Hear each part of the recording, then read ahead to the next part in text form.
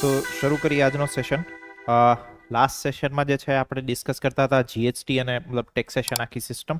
તો આજના દિવસે ટેક્સેશન સિસ્ટમ સાથે જોડાયેલી બધી જ વસ્તુઓ પૂરી કરીશું અને દેન આફ્ટર શરૂ કરીશું discussion on previous year questions. તો કે અમુક પીવાયક્યુઝ જે છે એ પીવાયક્યુઝને આપણે સોલ્વ કરવાનો પ્રયત્ન કરીશું.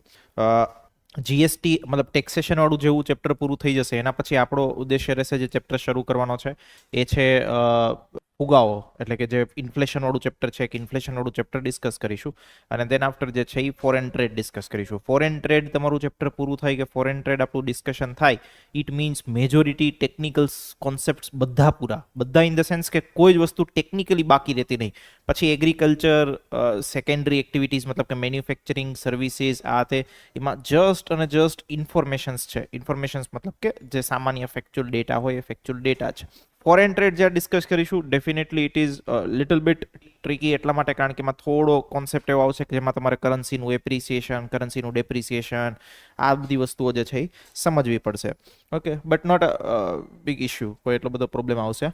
લાસ્ટ સેશનમાં જે ડિસ્કશન કરેલું હતું એ ડિસ્કશનમાં જીએસટી રિલેટેડ બધી વસ્તુ આપણે ભણી હતી. મતલબ કે પરોક્ષ કર જે છે પરોક્ષ કરવેરા આપણે ભણી રહ્યા હતા.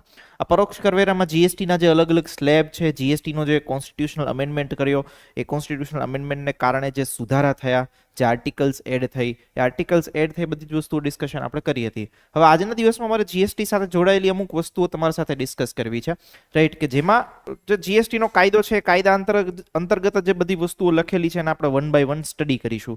ઓકે, વન બાય વન ભણીશું. તો શરૂ કરીએ. જો સૌથી પહેલા મેં જ્યારે આપણે તમને ભણાવેલું ત્યારે એવું કીધું હતું કે જીએસટી લાગુ કરવાથી જે છે એ ઘણા બધા ફાયદાઓ થાય છે, અલગ અલગ પ્રકારના. આ ફાયદાઓમાં એક ફાયદો જે છે એ એવો છે કે જીએસટીને કારણે જે કાસ્કેડિંગ ઇફેક્ટ આવતી હતી ટેક્સેશન સિસ્ટમ અંતર્ગત પહેલાની પદ્ધતિઓમાં, એ કાસ્કેડિંગ સિસ્ટમ દૂર થાય છે. તો કે કાસ્કેડિંગ સિસ્ટમ એકચ્યુઅલમાં છે શું? તો કે જો એક એક્ઝામ્પલના માધ્યમથી સમજીએ તો તમને વધારે સમજાશે. કે ભાઈ માનો કોઈ એ નામનો જે છે એ શું કહેવાય મેન્યુફેક્ચરર છે. ઓકે, એ મેન્યુફેક્ચરર કોઈ વસ્તુઓ બનાવે છે, 10,000ની કોઈ વસ્તુઓ બનાવે છે, 10,000ની. આ 10,000 ઉપર જે છે એ પહેલા મતલબ કે જીએસટી નહોતું એ પહેલા અલગ અલગ પ્રકારના ટેક્સીસ લાગતા. તો કે ભાઈ ઉત્પાદન ઉપર કયો ટેક્સ લાગતો? કેન યુ ટેલ મી? ઉત્પાદન ઉપર કયો ટેક્સ લાગતો? લાસ્ટ સેશનમાં ડિસ્કસ કર્યું હતું એ તો છે. બીજો હજી એક ટેક્સ લાગતો.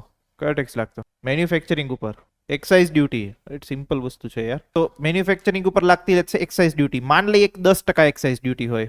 ઓકે, તો કે 10% એક્સાઇઝ ડ્યુટી લાગતી, તો કે 10,000 ઉપર કેટલો રૂપિયા ટેક્સ લાગતો? 1,000 રૂપિયા.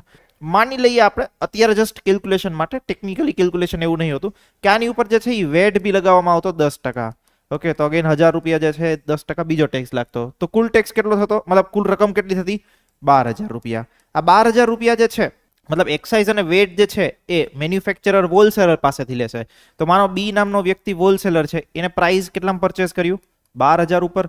હવે 12,000 રૂપિયા જ્યારે બી નામનો વ્યક્તિ જે છે એ કસ્ટમરને વેચશે તો એની ઉપર બી ટેક્સ શું લેશે? તો કે 12,000 રૂપિયા 10% જે છે એ એક્સાઇઝ લેશે. ઓકે, 10% વેટ લેશે. ઓકે, તો અગેન પ્રોડક્ટ જે છે એ પ્રોડક્ટની પ્રાઇસીસ વધશે. ટોટલ કેટલી થશે? 400. તો મતલબ તમે વિચારો જે કેલ્ક્યુલેશન કરવાનું છે કે કાસ્કેડિંગ ઇફેક્ટ ને ગુજરાતીમાં કહેવાય કર ઉપરનો કર. તો કે કર ઉપરનો કર શું કામ? તો કે ભાઈ આ 12,000 રૂપિયાની જે અમાઉન્ટ છે, આ 12,000 રૂપિયાની અમાઉન્ટમાં ટેક્સ ઇન્ક્લુડ હતો કે નહીં? હા કે ના? એ જ 12,000 રૂપિયા ઉપર જે છે એને બીજો પાછો ટેક્સ એડ કર્યો. સમજાય છે? ફરી પાછો ટેક્સ એડ કર્યો. તો આને શું કહેવાય? કર ઉપરનો કર. કે કાસ્કેડિંગ ઇફેક્ટ જે છે એ કન્ટિન્યુ ચાલતી રહે. અગેન કસ્ટમર જે છે એ કસ્ટમર 14,400. હજી માનો તમે વિચાર કરો કે માનો આ જે છે એ મેન્યુફેક્ચરર હોત, આ જે છે એ હોલસેલર હોત, આ જે છે એ રિટેલર હોત, તો રિટેલર બી આવું જ કરે. 14,400 એની ઉપર 10% શું કહેવાય એક્સાઇઝ, 10% વેટ. તો આવી રીતે કન્ટિન્યુ સાયકલ જે છે એ આગળ વધતી. This is called as N cascading effect of taxation. આ કાસ્કેડિંગ ઇફેક્ટ ઓફ ટેક્સેશન જે છે એ જીએસટીમાં દૂર થાય છે. બીજી એક વસ્તુ, જીએસટીમાં કેવું છે કે એક જ રેટ લાગે છે. કયો? તો કે જીએસટી નો લેટ છે સ્લેબ વાઇઝ જે રેટ ચાલતો હશે તે. કયા કયા સ્લેબ છે જીએસટી અંતર્ગત? કયા કયા ટેક્સીસ છે જીએસટી અંતર્ગત? બોલો. 5%, 12%. સ્લેબ વાઇઝ તમે કરો તો 5, 12, 18, 28. 0% બી છે પણ એ સ્લેબ ના ગણી શકીએ આપણે સામાન્ય રીતે. ઓકે, તો 0% મતલબ કે એક્ઝેમ્પ્ટ વસ્તુ કે જેની ઉપર જીએસટી લાગતો નથી. ઓકે, તો 5, 12, 18 અને 28 આ અલગ અલગ. તો અહીંયા એક જ તમે જો જીએસટીમાં કેવું વસ્તુ થશે તો કે ભાઈ અહીંયા બી 5% લાગશે, અહીંયા બી 5% લાગશે, અહીંયા બી 5% લાગશે. હવે એક બીજી વસ્તુ સમજીએ જીએસટીમાં શું છે. જીએસટીમાં એક તમને વસ્તુ મળે છે, that is called as an ITC. It's called as an input tax credit. આ ઇનપુટ ટેક્સ ક્રેડિટ મળે છે. કઈ રીતે મળે છે એને એક એક્ઝામ્પલના માધ્યમથી સમજીએ. માનો એ નામનો વ્યક્તિ છે, એ જે છે એ મેન્યુફેક્ચરર છે, એને 10,000 રૂપિયાની કોઈ વસ્તુ જે છે એ પ્રોડ્યુસ કરી. ઓકે, 10,000ની વસ્તુ જે છે એની ઉપર જીએસટી માની લઈએ, સ્લેબ નથી બટ આપણે આપણા કેલ્ક્યુલેશનની સરળતા માટે કે 10% જે છે એ જીએસટી છે. તો 10,000ના 10% કેટલા થશે? 1,000 રૂપિયા. કેટલા રૂપિયા થયા ટોટલ? 11,000 રૂપિયા. આ 11,000 રૂપિયા જે છે એ કોની પાસેથી વસૂલશે? મેન્યુફેક્ચરર. આપણે સામાન્ય રીતે સાયકલ એવી સમજવાની, મેન્યુફેક્ચરરથી માલ જાય હોલસેલર પાસે, હોલસેલરથી જાય રિટેલર પાસે, રિટેલરથી જાય કન્ઝ્યુમર પાસે. તો મેન્યુફેક્ચરર છે આ 11,000 રૂપિયા કોની પાસેથી લેશે? માનો 10,000ની એને પ્રોડ્યુસ કરી, એમાં એનો નફો બી આવી ગયો, બધી જ વસ્તુ આવી ગઈ. એ વેચાણ કિંમત એની 10,000 છે, એની ઉપર 1,000 રૂપિયા શું લે છે? ટેક્સ લે છે. તો ટોટલ 11,000 રૂપિયા થયા. 11,000 રૂપિયા એ કોની પાસેથી લેશે? હોલસેલર પાસેથી. માનો બી નામનો વ્યક્તિ જે છે એ હોલસેલર છે. આ 11,000 રૂપિયા જે છે એને ચૂકવા કોને? એને ચૂકવા. આ 11,000 રૂપિયા ઉપર લેટ છે એને પોતે 1,000 રૂપિયાનો પોતાનો ગાળો ઉમેર્યો, મતલબ કે પ્રોફિટ ઉમેર્યો. પ્રોફિટ ઉમેરી ઈ જે છે હોલસેલર એ રિટેલરને કેટલામાં પ્રોડક્ટ વેચશે? 12,000માં. હવે 12,000 રૂપિયા પર બી શું લેશે? જીએસટી લેશે. કેટલો? 10%. કેટલો થશે? 1,200 રૂપિયા. મતલબ કે રિટેલરને પ્રોડક્ટ કેટલામાં પડી? 13,000. હવે સમજો, હવે વસ્તુ શું છે? હવે જ્યારે સરકારમાં ટેક્સ જમા કરવાની વાત આવે ને ત્યારે શું થાય? આ જે મેન્યુફેક્ચરર છે એને 1,000 રૂપિયા ટેક્સ જે લીધો કોની પાસેથી? હોલસેલર પાસેથી. ઈ જમા કરાવશે ક્યાં? સરકારને. સરકારને આ ટેક્સ આપશે, મતલબ કે 1,000 રૂપિયા તમે. હોલસેલર જે છે એ હોલસેલર કેટલો ટેક્સ લે છે? 1,200 રૂપિયા. કોની પાસેથી લેતો હશે? રિટેલર પાસેથી.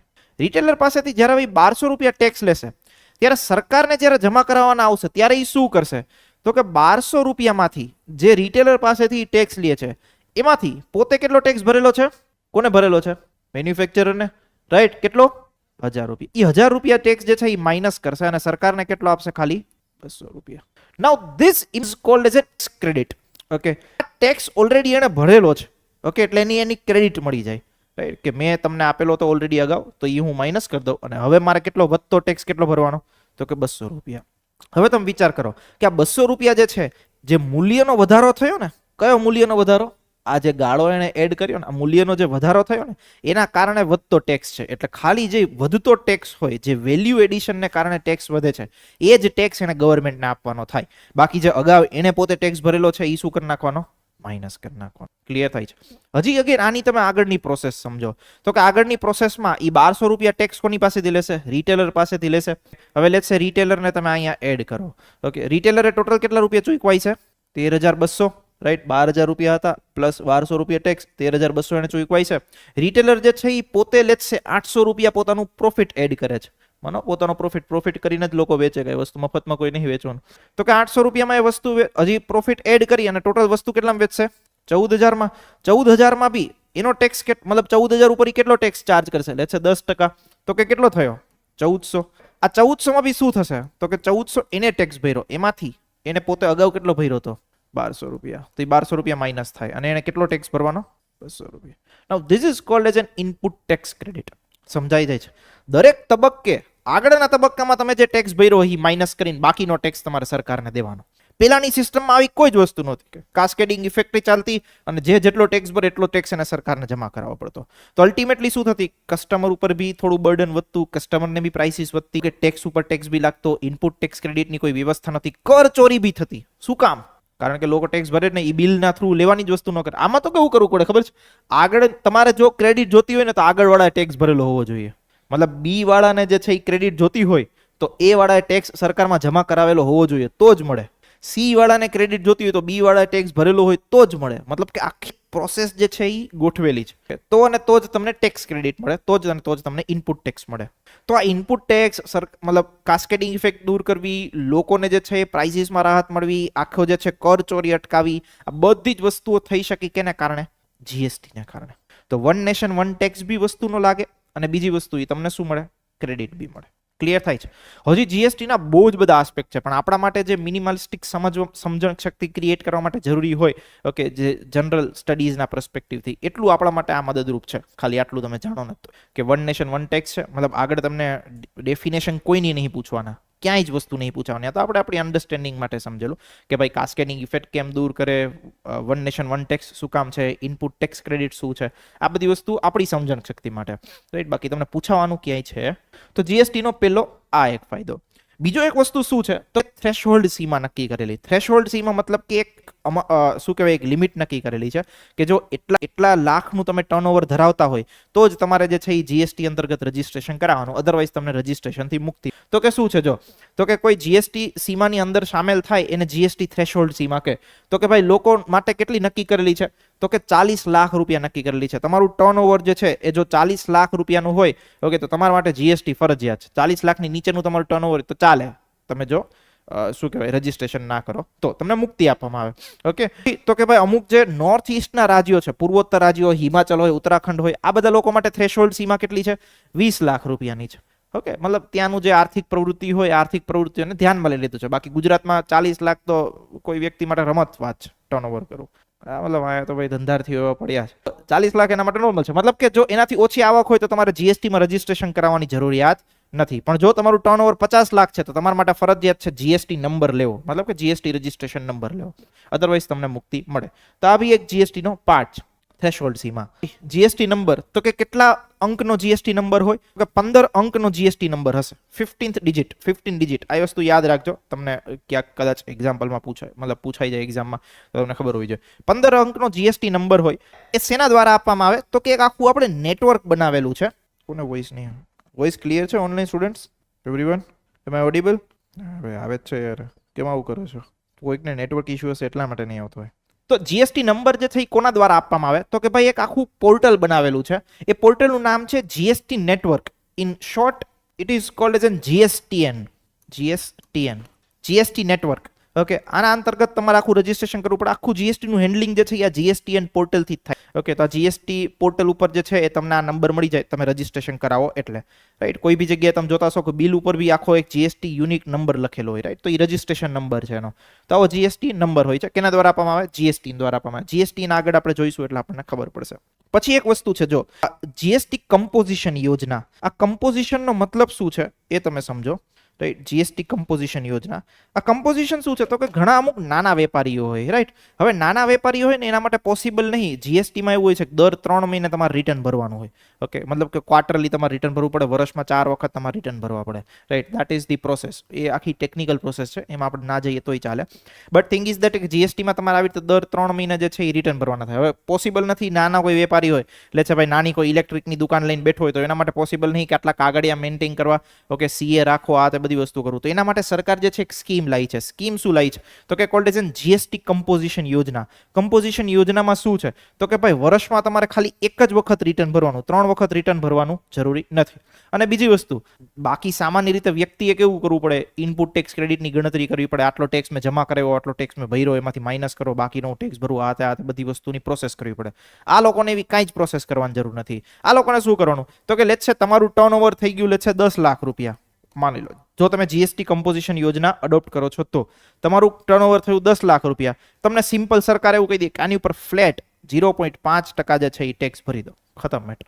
સરકાર એવું કહી દે જીએસટી કમ્પોઝિશન વાળાને કે તમે જીએસટી કમ્પોઝિશન યોજના એડોપ્ટ કરી, 10 લાખ રૂપિયાનું તમારું ટર્નઓવર થયું, નાના વેપારી છે તો એને સરકારે એવું કહી દે કે ભાઈ તમે શું કરો? કાંઈ નહીં, ખાલી 0.5% કે 1% જેટલો ફ્લેટ ટેક્સ ભરી દો. બીજું કોઈ જ કેલ્ક્યુલેશનની જરૂર નહીં, કોઈ જ રિટર્ન ભરવાની જરૂર નહીં. વસ્તુ એ સમજો કે આ લોકો જે લોકો જીએસટી કમ્પોઝિશન યોજના એડોપ્ટ કરે છે એ લોકોને કોઈને બી ઇનપુટ ટેક્સ ક્રેડિટ એટલે કે આઈટીસી મળતી, એને આઈટીસી ના મળે.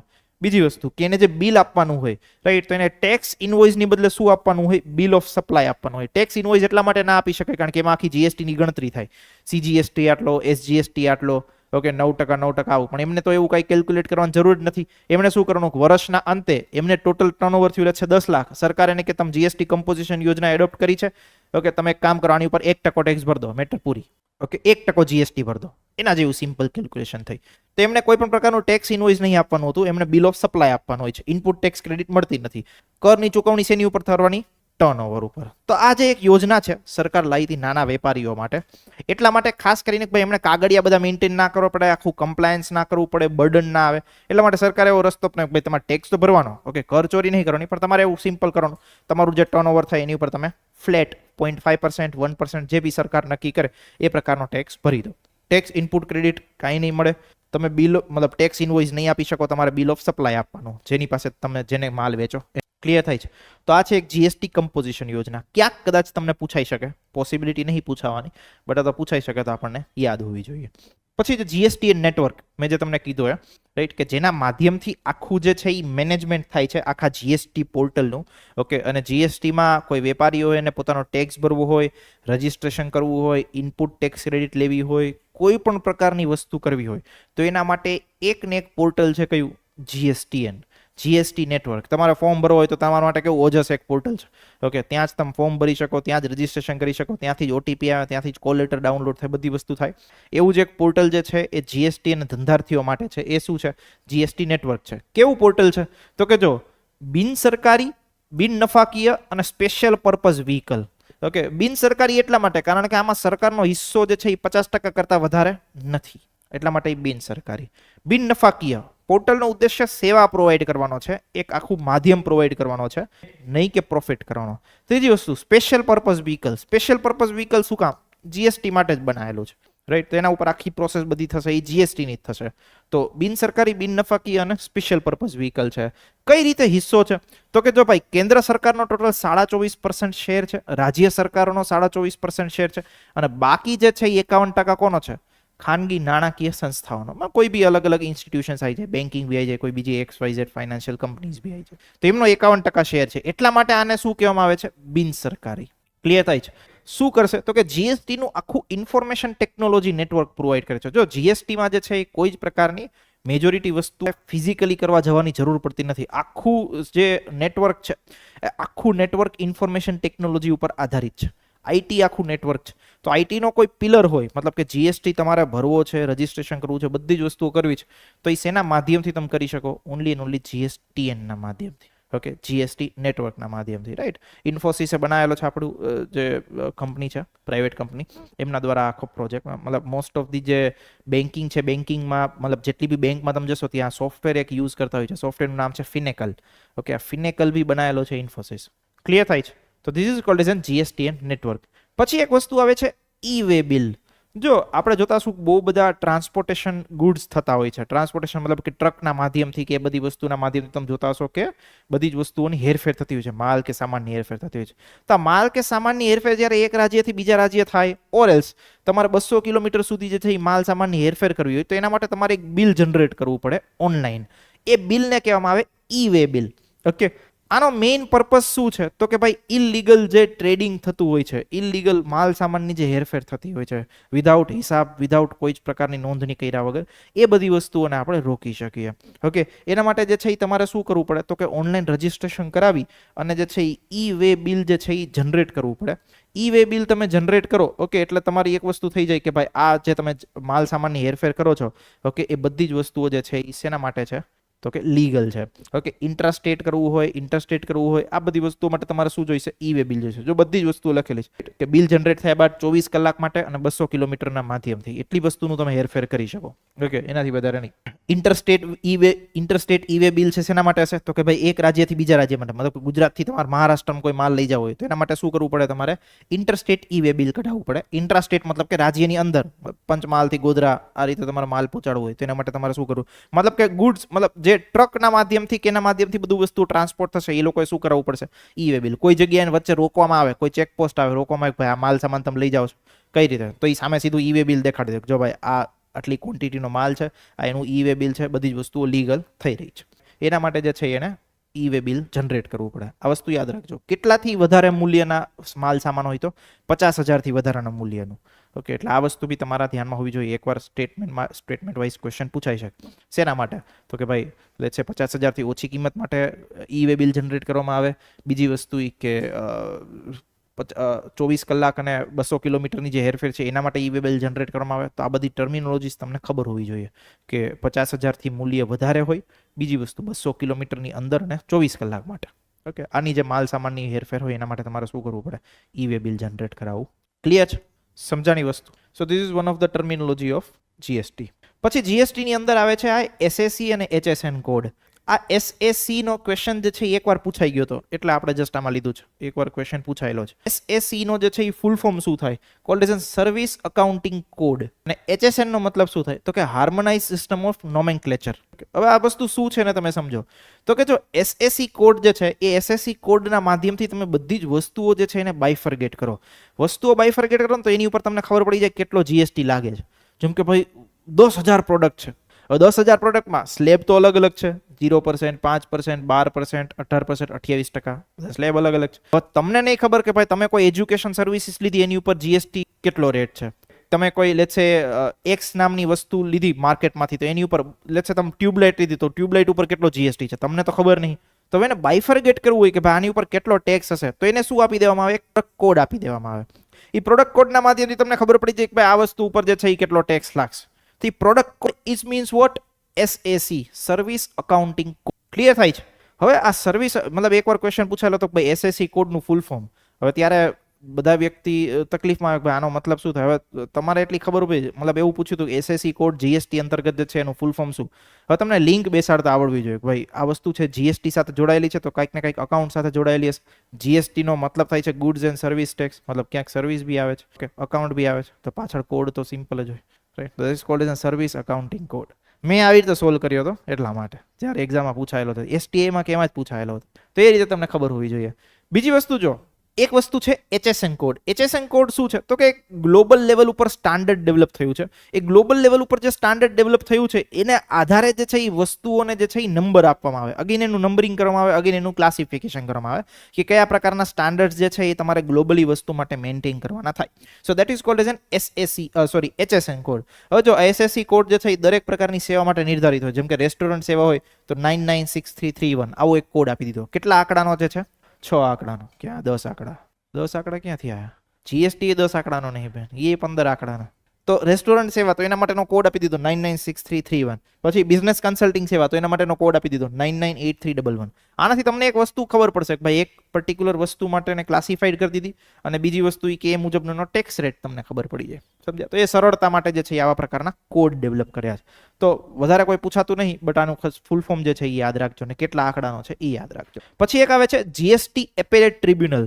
તમને કોઈ ટેક્સેશનનો ડિસ્પ્યુટ થયો, મતલબ કે તમારે સરકારે તમને એવું કીધું કે આટલો જીએસટી તમારે ભરવાનો, તમે એમ કહો છો કે ના સરકારે તમને એવું કીધું કે તમારે 1 કરોડનો જીએસટી ભરવાનો, તમે કહો કે ના 1 કરોડ ને 80 લાખનો જ ભરવાનો. હવે આમાં શું થયું? ડિસ્પ્યુટ થયો. ઓકે, તમને એવું લાગે છે કે 80 લાખ ભરવાનો, સરકાર તમને નોટિસ આપી 1 કરોડની, તો ડિસ્પ્યુટ થયો. ડિસ્પ્યુટનું સમાધાન કરવા માટે શું? GST appellate tribunal. Okay, GST સંદર્ભે કોઈ બી તમારે વિવાદ થાય તો એ વિવાદ તમે ક્યાં સમાધાન કરી શકો? GST appellate ટ્રિબ્યુનલમાં. ક્લિયર થાય છે? હવે એના પછી આવશે સૌથી મહત્વની બાબત, એ છે વસ્તુ અને સેવા કર પરિષદ. હું જ પૂછીશ એ મને આન્સર આપશે કે હું જે પૂછીશ એનો આન્સર આપશે? કયો ક્વેશ્ચન છે તો હું પછી કહીશ. અંજલિબેન, જીએસટી પરિષદ જે છે કઈ અનુચ્છેદ અંતર્ગત ક્રિએટ કરવામાં આવેલી છે? 79 है. बहुत ही बढ़िया. 279 है. રાઈટ, સો ઇટ્સ અંડર 279 એ 279 એ અંતર્ગત ક્રિએટ કરવામાં આવેલી છે. શું? GST council. રાઈટ, કયા બંધારણીય સુધારાથી? 101માં બંધારણીય સુધારાથી. તો જીએસટી કાઉન્સિલ છે શું?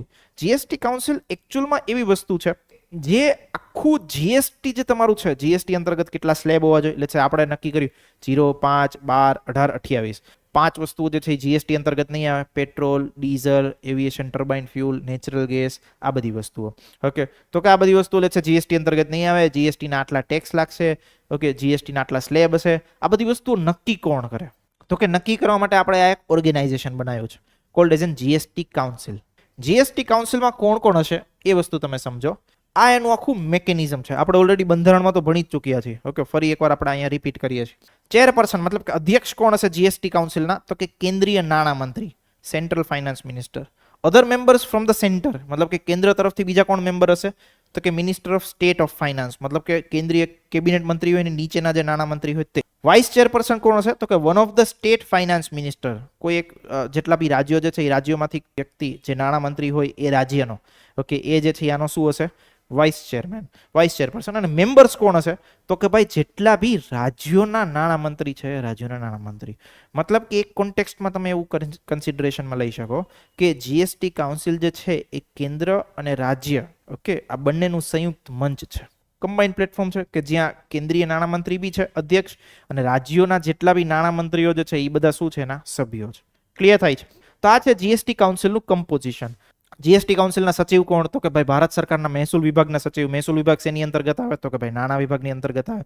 ઓકે, જીએસટી કાઉન્સિલ માટે કોરમ કેટલી જોઈએ? તો કે કુલ સભ્ય સંખ્યાના, આ જેટલી કુલ સભ્ય સંખ્યા છે, કુલ સભ્ય સંખ્યામાં કેન્દ્રીય નાણામંત્રી અને રાજ્યોના જેટલા નાણામંત્રીઓ છે તે આ બધાની 50% સ્ટ્રેન્થ જે છે એની કોરમ છે. કોરમ મતલબ કે મિનિમમ બેઠક આયોજિત કરવા માટે મિનિમમ સંખ્યા કેટલી જોઈએ તે મેઇન વસ્તુ સમજો. આમાંથી એકવાર ક્વેશ્ચન પૂછાઈ ગયેલો છે કે જીએસટી કાઉન્સિલ, આમાંથી જસ્ટ ખાલી ફિગર્સ જ યાદ રાખજો, કારણ કે આનું આખું કેલ્ક્યુલેશન જે છે ને 1/3 વોટિંગ, 2/3 વોટિંગ, આ બધું વેઇટેડ એવરેજને આધારે નક્કી થતું હોય, વેઇટેડ વેલ્યુને આધારે નક્કી થતું હોય. એ વેઇટેડ વેલ્યુ આપણા માટે કંઈ કામની નથી, આપણામાં ખાલી આ ફિગર્સ કામનો છે, 1/3 2/3. તો જીએસટી અંતર્ગત કોઈ નિર્ણય લેવો હશે જીએસટી કાઉન્સિલ અંદર, લેટ્સ સે જીએસટી કાઉન્સિલ એવું નક્કી કર્યું કે ભાઈ આપણો અત્યારે સ્લેબ રેટ જે છે એ 5%, 12%, 18%, 28% છે, એક નવો સ્લેબ રેટ ઉમેરીએ આપણે, લેટ્સ સે 32%નો ઉમેરવો છે. આવો ડિસિઝન લેવા માટે તમારે કઈ રીતની મેકેનિઝમ ફોલો, મતલબ આપણે બહુમતી જેવું ભણતા ને, ઓકે, તો આ ડિસિઝન લેવા માટે કઈ રીતની બહુમતી જોઈશે? તો કે જે નિર્ણય લેવાય 1/3 શેર હશે સેન્ટરનો, મતલબ કે સેન્ટ્રલ ગવર્મેન્ટનો, અને 2/3 શેર હશે, 2/3 વોટિંગ રાઇટ્સ હશે કોની પાસે? રાજ્યો પાસે. મતલબ કે રાજ્યો પાસે વધારે વોટિંગ રાઇટ્સ. ઓકે, કેટલા છે? 2/3. સેન્ટર પાસે કેટલા છે? 1/3. તમારે બસ આ ફિગર યાદ રાખવાનો છે. સેન્ટર 1/3, રાજ્યો 2/3. અને ડિસિઝન લેવો હશે તો એના માટે બહુમતી કેવી જોઈશે? 75% વોટ. ઓકે, મતલબ કે 3/4 મેજોરિટી. 75% માને 3/4. તો જે વોટિંગ કરવામાં આવે, વોટિંગમાં સેન્ટરનો શેર 1/3, સ્ટેટનો શેર, બધા રાજ્યોનો ભેગા થઈને શેર 2/3, અને ડિસિઝન કઈ મેજોરિટીથી? 75%. બસ આટલી વસ્તુ યાદ રાખજો, એનાથી વધારે કોઈ ફિગર આપણે યાદ રાખવાની જરૂરિયાત. ક્લિયર થાય છે? સમજાણી વસ્તુ? Easy to understand? વસ્તુ અને સેવા કર પરિષદના કાર્યો, જો મેં બધી જ વસ્તુ લખી છે. Determining GST rates, deciding on tax structure, harmonising GST laws, okay, determining exemptions and exclusion, મતલબ કઈ વસ્તુ જીએસટીમાંથી બાકાત રાખવી, કઈ વસ્તુ જીએસટીમાં એડ કરવી, settlements of disputes, okay, addressing ITC and refund issues. ITC મતલબ કે ઇનપુટ ટેક્સ ક્રેડિટ, એના રિલેટેડ કોઈ પ્રશ્નો હોય. રિકમેન્ડેશન થ્રેશહોલ્ડ લિમિટ અત્યારે કેટલી છે? 40 લાખ. કાલ સવાર સરકારને એવું નક્કી થયું ભાઈ, મતલબ લોકોને એવું નક્કી થયું 50 લાખ કરવી છે, તો કઈ રીતે કરી શકે? જીએસટી પરિષદ કરી શકે. તો મેઇન આ જીએસટી પરિષદના કાર્યો છે. હાર્મોનાઇઝિંગ જીએસટી લો મતલબ કે ભાઈ હજી કઈ વસ્તુ તમારે મતલબ અલગ અલગ લોઝ આવતા હોય, લેટ્સ અમુક રાજ્યોને હજી પાવર્સ આપેલા હોય કે ભાઈ તમે આ વસ્તુ પર ટેક્સ લો, જેમ કે પેટ્રોલ. ઓકે, તો પેટ્રોલ માટે અલગ કાયદો છે, રાઈટ? તો હવે આના માટે તમારે હાર્મોનાઇઝિંગ મતલબ કે બધા ભેગું કરી દેવું હોય, હજી આખું કન્સોલિડેશન કરવું હોય, તો એ કોણ કરી શકે? જીએસટી પરિષદ. બીજી વસ્તુ, એ પેટ્રોલિયમ પ્રોડક્ટ્સ જે છે અત્યારે બહાર રાખી છે, એડ કરી દેવી હોય તો જીએસટી પરિષદ એનો નિર્ણય લઈ શકે. ક્લિયર થાય છે?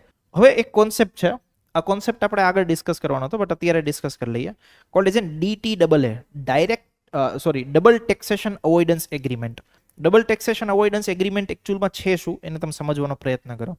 તો કે જો માન લો બે દેશ છે, કે ઇન્ડિયા એન્ડ યુએસએ. કોઈ વ્યક્તિ કે કોઈ કંપની છે, એ કંપની લેટ્સ સે ભારત દેશમાં કામ કરે છે. તો ભારત દેશમાં એવો લો છે કે ભાઈ આપણે ગ્લોબલી પણ ટેક્સ ચાર્જ કરી શકીએ. સિમ્પલ એનો મિનિંગ સમજો તમે, કે યુએસએની કોઈ કંપની છે, લેટ્સ સે ફેસબુક. આ ફેસબુક જે છે એ ભારતમાં કામ કરે છે, હા કે ના? માનો ભારતમાં એની એક ઓફિસ છે. હવે ફેસબુક ભારતથી લેટ્સ સે 1000 કરોડ રૂપિયા કમાય છે. આ 1000 કરોડ રૂપિયા કમાય તો ભારતમાં કમાય તો આપણે એક રેસિડેન્સી બેઝડ ટેક્સેશન લો છે. રેસિડેન્સી બેઝડ ટેક્સેશન લો નો મતલબ એવો થાય કે ભાઈ ભારત દેશમાં કોઈ કમાય તો એને અહીંયા ટેક્સ ભરવો, હા કે ના? હવે ફેસબુક જે છે એ 1000 કરોડ રૂપિયા ભારત દેશમાંથી કમાયો, તો ભારત દેશમાં લેટ્સ સે 30% એ ટેક્સ ભરશે. હવે 1000 કરોડનો રૂપિયો, મેઇન તો એની કંપની ક્યાં છે? યુએસએમાં. તો મતલબ પ્રોફિટ તો કંપનીનો જ ગણાય. તો ભાઈ યુએસએમાં બી એને પોતાના ચોપડે શું કરવું પડશે? 1000 કરોડ રૂપિયા ભારતથી કમાણા એ દેખાડવું પડશે. હવે પોતાના ચોપડે યુએસએમાં દેખાડશે કે 1000 કરોડ રૂપિયા ભારતથી કમાણા, એટલે યુએસએની ગવર્મેન્ટ લેશે લાવો અમારો બી ટેક્સ લાવો. તો મતલબ ફેસબુકને કેવું બર્ડન કે એક તો ભારતમાંથી કમાય તો ભારતમાં ટેક્સ ભરવાનો, એ પૈસા ઉપર એને યુએસએમાં ટેક્સ ભરવાનો. તો મતલબ આ થઈ ગયું ડબલ ટેક્સેશન થયું. ડબલ ટેક્સેશનને કારણે શું થાય? બહુ બધા ઇન્વેસ્ટર્સ જે છે ઇન્વેસ્ટર્સને નુકસાન થાય, રાઈટ? એક જ આવક ઉપર 2 વખત ટેક્સ દોરી પડે, આ તો એના જેવું થઈ ગયું એક ગુના ઉપર તમને 2 વાર સજા આપે. તો એવું તો ના થઈ શકે. તો આ વસ્તુ દૂર કરવા માટે ગ્લોબલી બે સરકારો જે છે એ એકબીજા વચ્ચે એગ્રીમેન્ટ કરે. કેવો એગ્રીમેન્ટ કરે? તો that agreement is called as N double taxation avoidance agreement, કે DTAA, રાઈટ? જો મેં આખે સાવ ઇઝી વેમાં એની ફોર્મ્યુલા આપી છે કે વિદેશી રોકાણકાર વિદેશમાંથી પૈસા કમાય, મતલબ વિદેશી રોકાણકાર લેટ્સ સે ફેસબુક, તો કે ફેસબુક ભારત માટે તો વિદેશી જ છે, તો ભારતમાંથી પૈસા કમાય. ઓકે, તો જ્યાંથી કમાય એટલે કે લેટ્સ સે ભારતમાંથી કમાય, અને જ્યાં પોતાના દેશમાં કમાયેલ, પોતાના દેશમાં બી કમાય કે પોતાના દેશમાં બી એ વસ્તુ રિપોર્ટ કરે કે ભાઈ અમે આટલું કમાણા, તો બે ઉપર એને ટેક્સ ભરવાનો આવે. ઓકે, તો બે ઉપર મતલબ કે બંને જગ્યાએ બે વખત ટેક્સ ભરવાનો એક જ આવક ઉપર. So that is called as DTAA. તો આ DTAA દૂર કરવા માટે બે સરકારો જે છે એકબીજા માટે કરાર કરે. કરાર શું કરે? તો કે કરાર એવો થાય કે લેટ્સ સે ભારત અને યુએસએ વચ્ચે કરાર થાય અને બંને એગ્રી થાય કે ભાઈ જો યુએસએની કોઈ કંપની છે એ ભારતમાંથી પૈસા કમાય છે તો એને ખાલી ભારતમાં જ ટેક્સ ભરવાનો, એને યુએસએમાં ટેક્સ ભરવાની જરૂરિયાત નથી. ભારતની ઇન્કમ ઉપર, યુએસએમાં તો કમાય એની ઉપર તો એને ભરવાનો, બાકી તો મોજ પડી જાય, ક્યાંય ટેક્સ નહીં ભરવાનો. તો ભારતમાંથી કઈ માનો મતલબ ઇન્ડિયા અને યુએસએ વચ્ચે બે વચ્ચે કરાર થાય. કરાર એવો થાય કે ભાઈ યુએસએની કોઈ કંપની જે છે એ ભારતમાંથી માનો કમાય છે તો એને ભારતમાં જ ટેક્સ ભરવાનો, એને યુએસએમાં ટેક્સ ભરવાની જરૂરિયાત નથી. તો પ્રોબ્લેમ સોલ્વ થઈ ગઈ, ક્લિયર થાય છે, સમજાય છે. So this is called as double taxation avoidance agreement, DTAA. અલગ અલગ દેશો વચ્ચે જે છે આવા DTAA કરાર થતા હોય છે, ઓકે, કે જેના માધ્યમથી જે રોકાણકારો છે એ રોકાણકારોને પ્રોબ્લેમ ના, સમજાય છે. એટલે યાદ રાખજો, કદાચ તમને ક્યાંક પૂછાઈ શકે, પૂછવાની શક્યતા એટલી બધી નહીં, બટ ઇન કેસ માનો પૂછાય. એના પછી છે એક આ કોન્સેપ્ટ છે called as base erosion and profit sharing. Okay, આ બેઝ ઇરોઝન અને પ્રોફિટ શેરિંગ શું છે? તો કે જો હું તમને એક કોન્સેપ્ટ કહું અને એક વાત કહું, એ વાત તમે ધ્યાન રાખજો. તો કે એક ટર્મિનોલોજી છે, terminology is known as an tax heaven. અમુક દેશો જે છે એ ટેક્સ હેવન છે. ટેક્સ હેવન મતલબ કે હેવન મતલબ કે સ્વર્ગ. કેવા સ્વર્ગ જેવા દેશો છે કે જ્યાં આમ સ્વર્ગ નહીં પણ સ્વર્ગ જેવા દેશો કયા કોન્ટેક્સ્ટમાં, ત્યાં જે ટેક્સ રેટ જે છે એ 0% છે. ઓકે, કંપની ઉપર ટેક્સ લાગતો. હવે તમને એવું થતું હશે કે ભાઈ સરકાર આવા ટેક્સ હેવન શું કામ બનાવતી હશે, મતલબ જે દેશની સરકાર છે એવા ટેક્સ હેવન શું કામ બનાવતી હશે એ દેશોને? તો કે ભાઈ એ દેશો ઉપર એ દેશો સાવ પછાત હોય, ત્યાં ઇકોનોમિક એક્ટિવિટીઝ જે છે એ વધે, રોકાણકારો આવે, એટલા માટે એને એટ્રેક્ટ કરવા માટે આવું શું કરતી હોય? ટેક્સ હેવન કરતી હોય. કોઈ બી ડિસ્કાઉન્ટ ઉપર મતલબ કોઈ બી દુકાન હોય, દુકાનની બહાર તમે બહુ મોટું બોર્ડ વાંચો, સેલ સેલ સેલ સેલ, પછી તમે ત્યાં એટ્રેક્ટ થઈને જાઓ. ઓકે, તો આવી જ રીતે બધા દેશો જે છે, અન્ય દેશો, નાના નાના દેશો જે હોય કે જ્યાં એટલી બધી ઇકોનોમિક એક્ટિવિટીઝ નથી, એ બધા લોકો શું કરતા હોય તો કે પોતાના દેશને જે છે ટેક્સ હેવન બનાવે, કે જે ટેક્સ રેટ જે છે બહુ જ નોમિનલ રાખે, 0 રાખે. હવે આ ટેક્સ હેવન અને આ વસ્તુનો લાભ કંપનીઓને ખબર પડી કઈ રીતે?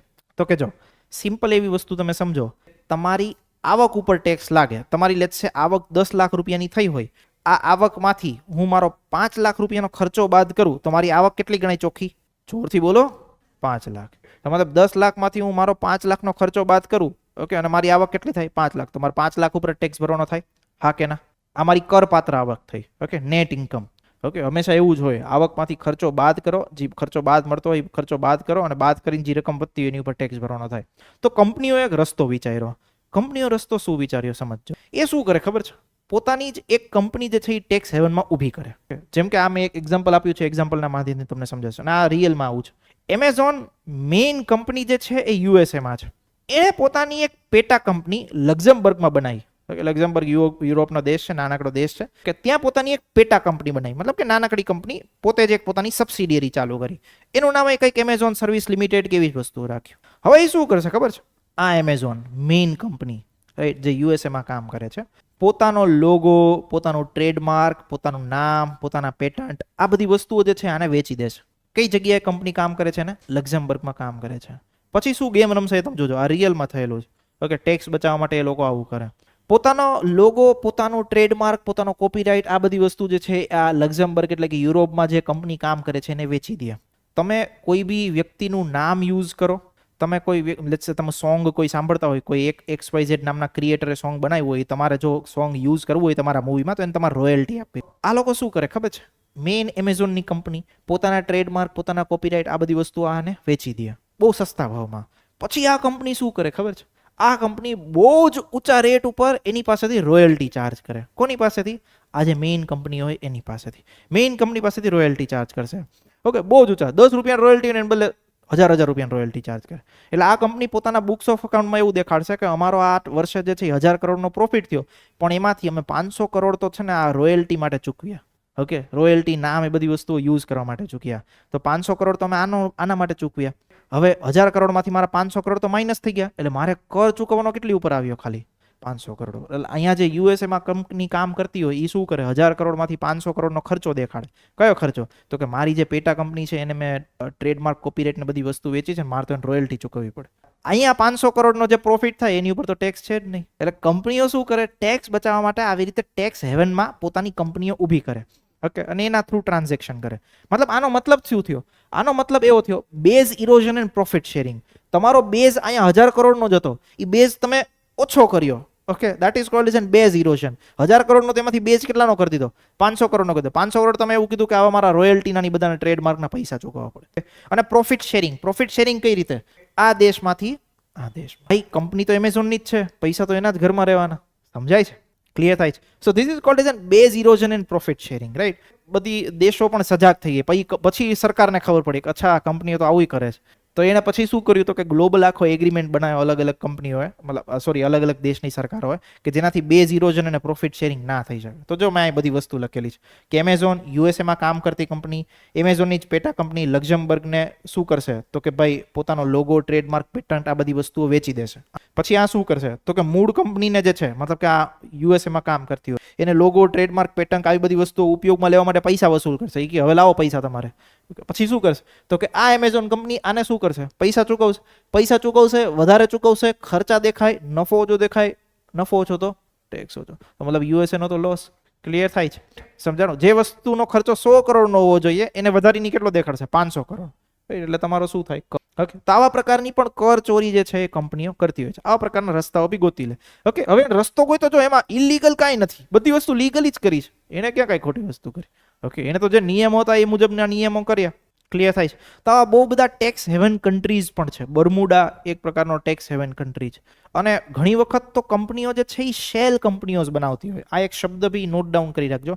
શેલ કંપની મતલબ ખાલી નામની કંપનીઓ, એની એક્ટિવિટીઝ કાંઈ ન હોય, કોઈ એમ્પ્લોય ના હોય, ખાલી ચોપડે નોંધાયેલી company, any activities zero.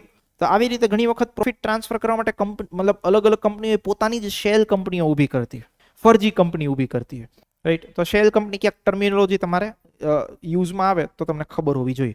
So this is called as N base erosion and profit sharing. આ પણ એક પ્રકારની ઇલીગલ, મતલબ ઇલીગલ પ્રેક્ટિસ તો ના કહી શકો પણ મોરલી ઇલીગલ કહી શકો, રાઈટ? કે આવો પ્રકારનો રસ્તો કે લૂપહોલ ગોતી કાયદાનો જે છે કાયદાની જોગવાઈનો ફાયદો ઉપાડી અને કંપનીઓ જે છે આવી રીતે પોતે કર ચોરી કરતી. ક્લિયર થાય છે? સમજાય છે?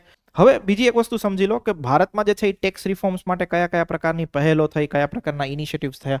તો કે જો બહુ વધારે કંઈ કામનું નથી, ખાલી આટલી વસ્તુ તમને ખબર હોવી જોઈએ. મેઇન્સમાં ક્યાંક હોય, પ્રિલિમ્સમાં તો પૂછવાની શક્યતા નહીં, કારણ કે આ બધી જ વસ્તુ છે એ જૂની છે. જૂની એટલે ઇન ધ સેન્સ નવી, રિસેન્ટલી કાંઈ બની નથી. ટ્રાન્સપરન્ટ ટેક્સેશન, ઓનરિંગ ધ ઓનેસ્ટ, મતલબ જે લોકો ટેક્સ ભરે છે એના માટે સરકારે આખું એક પ્લેટફોર્મ બનાવ્યું. તો કે શું તો કે આખી જે ટેક્સેશન સિસ્ટમ છે એ ટેક્સેશન સિસ્ટમને આપણે શું કહેવાય પારદર્શક બનાવી શકીએ, ટ્રાન્સપરન્ટ બનાવી શકીએ, એફિશિયન્ટ બનાવી શકીએ. એના માટે સરકારે આવું પ્લેટફોર્મ યુઝ કર્યું. તો કે પ્લેટફોર્મમાં મેઇન 3 વસ્તુ છે. કઈ? તો કે ફેસલેસ અસેસમેન્ટ, ફેસલેસ અપીલ અને ટેક્સ પેયર્સ ચાર્ટર. ફેસલેસ અસેસમેન્ટનો મતલબ શું તો કે સરકારનો એક સોફ્ટવેર, તો કે સોફ્ટવેર જે છે એ પોતાનો આખો ડિજિટલ રેકોર્ડ અને ડિજિટલ ડેટાના માધ્યમથી વ્યક્તિનું જે છે અસેસમેન્ટ કરે કે ભાઈ આને ટેક્સ ભરવાનો કેટલો થાય, તો કે આને ટેક્સ ભરવાનો થાય 10,000 રૂપિયા, આને ભર્યો કેટલો તો કે 5,000 રૂપિયા, પાઠવો નોટિસ. ઓકે, શું કામ 5,000 રૂપિયા ટેક્સ ઓછો ભર્યો? પછી ફેસલેસ અપીલ. ફેસલેસ અપીલમાં પહેલા કેવું થતું કે ભાઈ અધિકારીઓ હોય જે ટેક્સ, મતલબ ગવર્મેન્ટના ડિપાર્ટમેન્ટમાં જે અધિકારીઓ હોય એ પોતે નક્કી કરતા કે ભાઈ કોને જે છે એ આપણે લેટ્સ સે નોટિસ આપવાની. ઓકે, કોને જે છે એ આપણે શું કહેવાય કોના ઉપર જે છે આપણે રેડ પાડવાની, આ બધી વસ્તુઓ, આવી બધી વસ્તુઓ પોતે નક્કી કરતા હતા. પોતે નક્કી કરતા હોય ત્યારે અમુક વસ્તુના એના પોતાના ઇલ મોટિવ્સ પણ હોય, ખોટા મોટિવ્સ પણ હોય. ઓકે, કે આની પાસેથી તોડ કરો આ એટલા માટે આ વ્યક્તિને મતલબ આપણે નોટિસ પાઠવી. આવી બધી વસ્તુ પણ થતી હોય. તે દૂર કરવા માટે ફેસલેસ અપીલ કરી. ફેસલેસ અપીલ મતલબ કે અધિકારી અને જે કર ભરનાર છે એની વચ્ચે કોઈ જ ખબર નથી કે આ કોણ છે. ઓકે, રેન્ડમલી સોફ્ટવેરના માધ્યમથી અપીલ કરે, રેન્ડમલી સોફ્ટવેરના માધ્યમથી નોટિસ પાઠવે અને વ્યક્તિએ જવાબ દેવાનો. એટલે શું થાય તો કે વ્યક્તિગત જે કરપ્શનના ચાર્જીસ હોય કે કરપ્શનની પોસિબિલિટીઝ હોય એ કરપ્શનની પોસિબિલિટીઝ જે છે એ દૂર કરી શકાય. So this is called as N faceless assessment, faceless appeal. Tax payers charter મતલબ કે જ્યાં બંનેની રિસ્પોન્સિબિલિટી લખેલી હોય, ભાઈ અધિકારીઓ જે છે એની રિસ્પોન્સિબિલિટી શું, લોકો જે કર ભરનાર છે એની રિસ્પોન્સિબિલિટી શું, આ બધી વસ્તુઓનું જે છે એ વાયદા વચનો લખેલા હોય. તો આ એક પ્રકારનું પોર્ટલ જે છે એ સરકારે બનાવ્યું હતું, transparent taxation. Okay, ઓનરિંગ the honest. ઓનરિંગ the honest મતલબ કે જે વ્યક્તિ ખરેખર ઈમાનદારીથી કર ચૂકવે છે એને સરકાર વધાવે, એનો સરકાર આભાર માને. ક્લિયર થાય છે? બટ જૂની સ્કીમ છે તો કોઈ કામની નહીં. પછી ડાયરેક્ટ ટેક્સ કોડ બનાવેલો, prevention of money laundering act બનાવેલો કે જેનાથી મની લોન્ડરિંગ જેવી એક્ટિવિટીઝ હોય, આવી રીતે નાણાંની જે હેરફેર હોય, ઓકે, એ બધી કર ચોરી હોય, કર ચોરીને આપણે બચાવી શકીએ. બેનામી ટ્રાન્ઝેક્શન પ્રોહિબિશન એક્ટ 1988. કોઈ મતલબ લેટ્સ સે તમે વસ્તુ સમજો કે બેનામી ટ્રાન્ઝેક્શન કોને કહેવાય તો કે એક બહુ મોટો બિઝનેસમેન હોય, એ બિઝનેસમેનને ગાડી લેવી હોય તો પોતાના નામે ન લે, પોતાના ડ્રાઈવરના નામે લે. ઓકે, ડ્રાઈવરને ખબર જ ન હોય મારા નામે ગાડી બોલે. તાને કહેવાય બેનામી ટ્રાન્ઝેક્શન્સ. તો આવા બેનામી ટ્રાન્ઝેક્શન દૂર કરવા માટે સરકારે આખો એક્ટ બનાવ્યો. દેન પ્રોજેક્ટ ઇનસાઇટ્સ. ઓકે, કર સંબંધિત કે કર પદ્ધતિઓ જે છે એને સારી બનાવવા માટે, પારદર્શક એફિશિયન્ટ બનાવવા માટે જે છે એ પ્રોજેક્ટ ઇનસાઇટ ચાલુ કરેલો હતો. દેન વિવાદ છે વિશ્વાસ યોજના. વિવાદ છે વિશ્વાસ યોજનામાં શું હોય તો કે લેટ્સ સે તમારી ઉપર કોઈ ડિસ્પ્યુટ થયો હોય. ડિસ્પ્યુટ શું તો કે કોઈ 1000 કરોડની રકમ હતી. 1000 કરોડની રકમ ઉપર સરકારે તમને નોટિસ પાઠવી હતી કે ભાઈ આની ઉપર જે થઈ 200 કરોડ તમારે ટેક્સ ભરવાનો છે. ઓકે, તમે ટેક્સ ભર્યો નહીં એટલે તમને પેનલ્ટી લગાવીએ. લેટ્સ સે 50 કરોડની પેનલ્ટી લગાવીએ તો 1250 કરોડ દેવાના. હવે તમને એમ થાય કે યાર આ તો ખોટું છે, હું કોર્ટમાં જાઉં તો આખી પ્રોસેસ લાંબી થાય, વર્ષો થાય, આ બધી વસ્તુ થાય. સરકાર કે એક કામ કરો, આપણે સમાધાન કરીએ. સમાધાન શું? 250 કરોડ હતા ને, 250 કરોડ ભૂલી જાઓ, તમે 1000 કરોડ ભરતો. ઓકે, મતલબ સોરી, જે 50 કરોડની પેનલ્ટી તમને આપી હતી ને, મતલબ 1000 કરોડનો તમારો પ્રોફિટ હતો કે 1000 કરોડની તમારી આવક હતી, એની ઉપર તમારે 200 કરોડ ટેક્સ ભરવાનો હતો, માની લઈએ. એની ઉપર તમે ટેક્સ 200 કરોડ નહોતો ભર્યો એટલે મેં તમને 50 કરોડ શું આપી હતી? પેનલ્ટી આપી હતી. એક કામ કરો, સમાધાન કરીએ. પેનલ્ટીની રકમને ગોળી મારો, આપણે કાંઈ એની ઉપર કરવું નથી, એનું સમાધાન કરીએ. તમે 200 કરોડ ભરતો. તો આને શું કહેવાય? વિવાદ છે વિશ્વાસ યોજના. સરકાર આવી યોજના લાવી હતી જેના માધ્યમથી શું થઈ શકે? કર જે છે એની વસૂલાત ઝડપથી થઈ શકે. બાકી શું થાય? એ શું કરે? જે વ્યક્તિ હોય એને ઇસ્યુ હોય તો એ તો લીગલ ઓપ્શન્સ બધા યુઝ કરવાનો. એમ કે તો હું કોર્ટમાં જઈશ, તમે 50 કરોડની પેનલ્ટી એવી રીતે કેવી રીતે નાખી શકો? તો એ કોર્ટમાં જાય એટલે 2-3 વર્ષ સુધી કોર્ટમાં કેસ ચાલે. સરકાર કે આવી બધી વસ્તુ કરવી, અમારે વકીલ રોકવા, એને પૈસા દેવા, ને હાજર રહેવું, આને નોટિસ પાઠવવી, આ બધી વસ્તુ કરવી, એને કરતાં એક કામ કરો, સમાધાન લાવીએ. સમાધાન શું? તમે 50 કરોડ ભૂલી જાઓ, અમે 50 કરોડ ભૂલી જાય, તમે ભૂલી જાઓ, 200 કરોડ ભર દો. વિવાદ છે વિશ્વાસ યોજના 2020માં આવી હતી, બટ અત્યારે કોઈ કામની છે. કર સુધારા માટેની કમિટીઓ. ઓકે, સરકારે જે છે એ અલગ અલગ સમયે ટેક્સેશન પોલિસીઝને સારી બનાવવા માટે, ટેક્સની આવક જે છે એ વધારવા માટે અલગ અલગ પ્રકારની જે છે એ સમિતિઓ બનાવી હતી. એ સમિતિઓના નામ તમને ક્યાંક પૂછાઈ શકે તો કે જો આટલી સમિતિઓ છે, આ મેઇન કામની છે. ઓકે, રાજા જે ચલાઈ સમિતિ in the year of 1991. Kelkar committee important છે. કેલકર કમિટી એટલા માટે બી ઇમ્પોર્ટન્ટ છે કારણ કે જીએસટીના સંદર્ભે જોડાયેલી આખી કમિટી હતી. TR Rustagi committee, Partha Sarathi Som committee, okay, Arvind Subramanian committee. Okay, જીએસટીનો રેટ જે છે એ જીએસટીનો રેટ મતલબ કે આખું જે છે એ પ્રકારનું એક વળતર કઈ રીતે આપવું, કમ્પેન્સેશન કઈ રીતે આપવું, એના માટે બી જે છે એ આમને આખી એક કમિટી બનાવેલી. તો કમિટીના નામ યાદ રાખજો. કેલકર કમિટી ઇમ્પોર્ટન્ટ છે વિથ રિસ્પેક્ટ ટુ જીએસટી. જ્યારે જીએસટી મતલબ અટલ બિહારી વાજપેયીની સરકાર હતી ને એમને લાવવો હતો ત્યારે એમણે આ કમિટી બનાવી હતી, કોલ્ડ એઝ કેલકર કમિટી. તો આગળ તમે જ્યારે એમસીક્યુ જોશો ત્યાં બી આ કેલકર કમિટીનો ઉલ્લેખ આવશે. એવો બી ક્વેશ્ચન પૂછાઈ શકે કે નીચેનામાંથી કઈ કમિટી જે છે એ કર સુધારા માટે જોડાયેલી છે. તો આ કમિટીના નામ તમને, કમિટીના નામ એટલે કે ઇન ધ સેન્સ અધ્યક્ષના નામ તમને ખબર હોય છે કે ચેલૈયા કમિટી છે, કેલકર કમિટી છે, રુસ્તગી કમિટી છે, પાર્થ સારથી સોમ કમિટી છે, અરવિંદ સુબ્રમણ્યમ કમિટી છે. આટલી ઇમ્પોર્ટન્ટ છે. બહુ બધી બીજી બી હોય પણ એ આપણા માટે એટલી બધી કામની નહીં, પણ આ તમને ખબર હોવી જોઈએ. અત્યાર સુધી બહુ એટલી બધી વધારે વખત બી ક્વેશ્ચન નહીં પૂછાયા, 2-1 વખત ક્વેશ્ચન પૂછાયા છે કમિટીના. તે આપણને ખબર હોવી જોઈએ એટલે આપણે આમાં એને ઇન્ક્લુડ કરી લીધું છે. ક્લિયર થાય છે? સમજાણી વસ્તુ. કોઈ ડાઉટ, કોઈ પ્રશ્ન? એનીવન? આ તમારું ટેક્સેશન પૂરું. ઓનલાઈન વિદ્યાર્થીઓ, anyone is having any doubts? Online જે પણ વિદ્યાર્થીઓ છે કોઈ બી પ્રકારનો ડાઉટ હોય તો બોલો. નાના વેપારીઓને, હા, બાકી બધાને તો ઓલું ભરવું જ પડે, જીએસટી રિટર્ન જ ભરવા પડે ને. 40 લાખથી વધારે હોય તો એને જીએસટી રિટર્ન ભરવા. આ તો નાના વેપારીઓ માટે જીએસટી કમ્પોઝિશન સ્કીમ એટલા માટે કારણ કે એને પોતે સ્વેચ્છાએ માનો જીએસટીમાં ઇન્ક્લુડ થવું હોય, બધા ટ્રાન્ઝેક્શન જે છે એ 1 નંબરના દેખાડવા હોય. ઓકે, બધા બિલ્સ જનરેટ કરવા હોય, આખી એક આપણે હોય રાત્રે શાંતિથી શું હોય, આપણને ટેન્શન ના આવવું જોઈએ. સવારે ઉઠાવશો મતલબ ઇન્કમટેક્સ વિભાગવાળા આવે અને રેડ મારે ના તેની બધી વસ્તુ કરે, એવું કંઈ કરવું નહીં. તો જીએસટી કમ્પોઝિશન સ્કીમ એડોપ્ટ કરી લો અને આરામથી જે છે એ ફ્લેટ આટલો ટેક્સ ભરી દો. ટર્નઓવરની મતલબ ઓબ્વિયસલી 40 લાખથી નીચેની વાળા જ કમ્પોઝિશન એડોપ્ટ કરી શકે. ઉપરવાળાને તો ફરજિયાત આ વસ્તુ જ એડોપ્ટ કરવી પડે. જીએસટી આખું રજીસ્ટ્રેશન કરીને આ બધી વસ્તુ ક્લિયર. જીએસટી રજીસ્ટ્રેશન માટે બી એવું છે કે 40 લાખ ઉપરવાળાને તો ફરજિયાત છે, એની નીચેવાળાને બી જીએસટી રજીસ્ટ્રેશન કરાવવું હોય તો કરી શકે. ઓકે, આજે ધંધો 20-30 લાખે કરે, કાલવાર બહુ સારો ડેવલપ થયો તો 50 લાખ બી થાય તો એ એડવાન્સમાં જીએસટી નંબર લઈ લે. અહીંયા સુધી કોઈ doubt? Anyone is having any doubts?